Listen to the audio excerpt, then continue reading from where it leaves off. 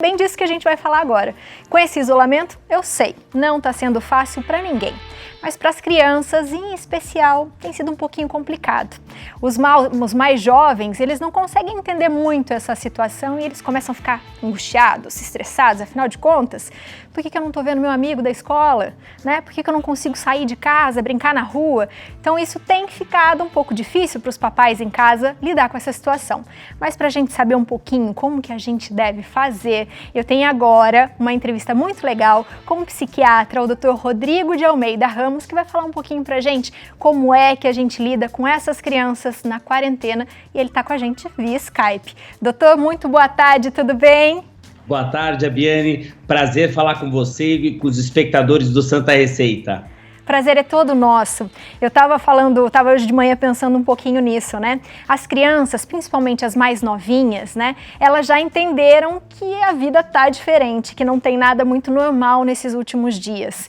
Como é que os pais conseguem ser verdadeiros, né? Que isso é muito importante, mas sem alarmar as crianças para explicar o que a gente tem vivido?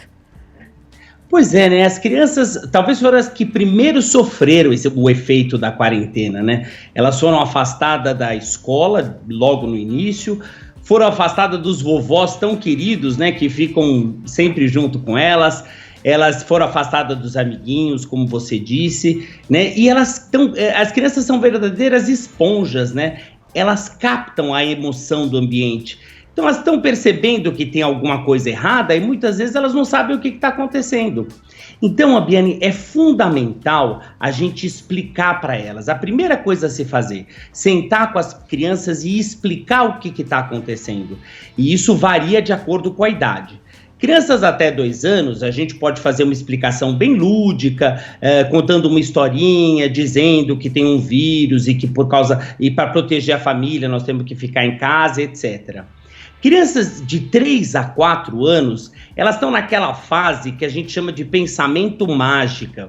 Elas estão desenvolvendo o senso de consciência. É aquela fase do poder. Ah, porque eu tenho poder, se eu pensar acontece, e vão brincar de super-homem, essas coisas. Então, aqui começa a ter um paralelismo com a ideia de culpa.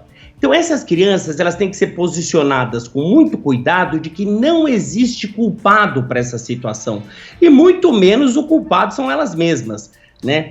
A partir dos 7 anos e adolescentes, a gente já pode ter uma conversa mais franca. E aqui, Abiane, vai ser muito importante estabelecer um canal de comunicação.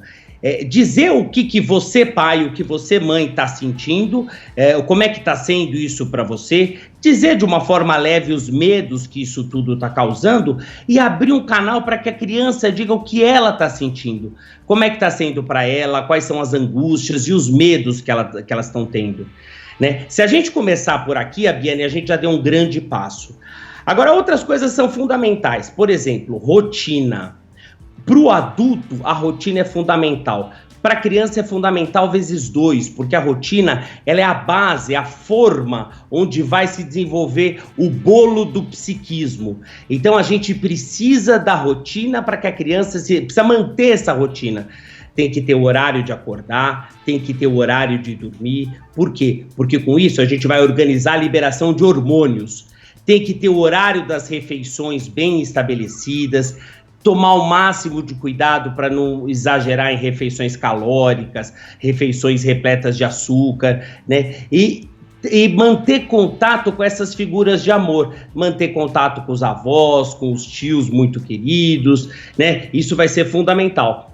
Num terceiro tópico muito importante é a escola. E aqui as escolas já estão se mobilizando, isso no mundo inteiro, fazendo o aprendizado online. Eu ainda percebo as escolas muito afobadas, dá a impressão que elas nesse momento também estão muito assustadas e não sabem como fazer. Vai ser até interessante o Ministério da Educação ter um posicionamento, né, para dirigir isso. Mas os pais supervisionarem o aprendizado online, ver se as crianças estão aprendendo, etc.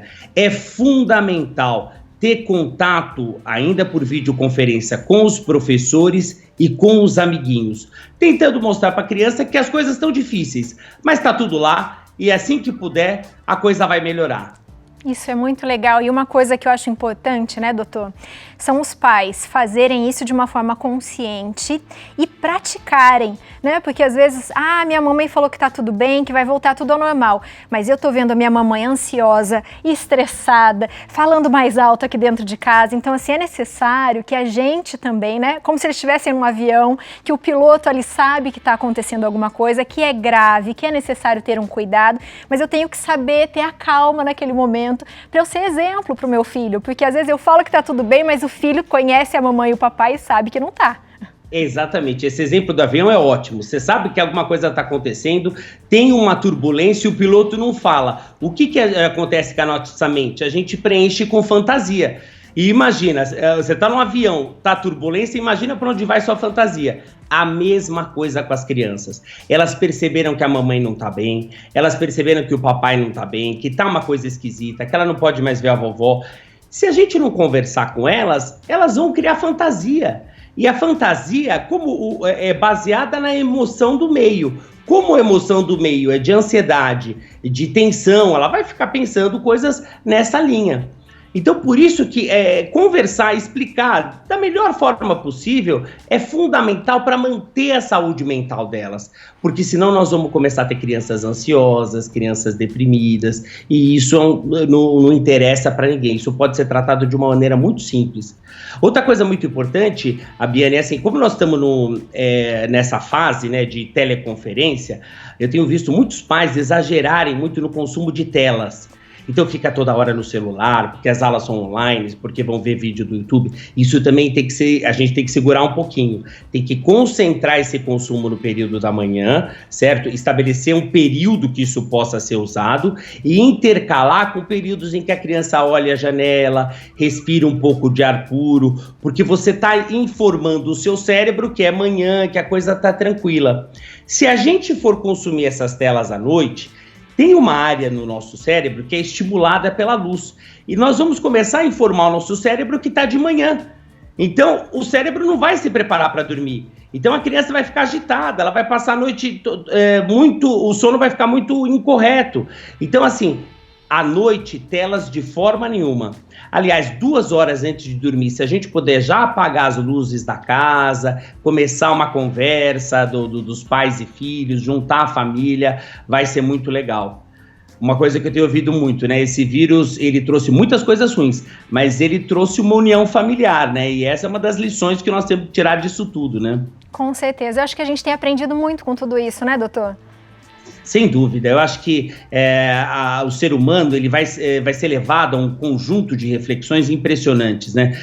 Tenho visto crescer muito reflexões sobre solidariedade, sobre a empatia, vontade de ajudar o próximo. É lógico que situações de crise tendem a crescer também sensações que a gente não gosta, egoísmo, temos que tomar cuidado com xenofobia, mas assim, da forma como as pessoas estão conversando, né? Da forma como as pessoas estão querendo um mundo melhor, eu acho que esse é um momento de uma reflexão mundial, né, de quais são os próximos passos que a gente vai dar para uma juventude mais saudável e para um mundo com muito menos depressão e ansiedade, né? Com certeza, doutor, muito obrigada por hoje, sempre muito bom conversar com você. Eu vou passar seu contato aqui, o telefone, que é o 11 50 53 50 20, isso, doutor? Exatamente, muito obrigado, é um prazer sempre muito grande falar com vocês. Obrigada, gratidão, até a próxima. Até a próxima. Tchau, tchau. E é bom a gente analisar isso, né? Pensando não só nas crianças. Como é que será que a gente está em casa, né? Com os nossos pais, com os nossos avós, porque eles também ficam incomodados, né? Ainda mais porque a gente tem falado, não, o senhor não pode sair de casa, porque o senhor pode ser um grupo de risco e não sei o quê. Então, às vezes, isso a gente tem sufocado um pouquinho as pessoas que estão em casa com a gente também. Então, ó, igual a gente tem aprendido aqui no Santo Receita, respira, não pira, tenha paciência, a gente sabe que tem que tomar cuidado, a gente sabe que a gente tem que se prevenir e vamos tentar viver isso da melhor forma, para que a gente não se estresse e não fique doente por outras coisas, certo?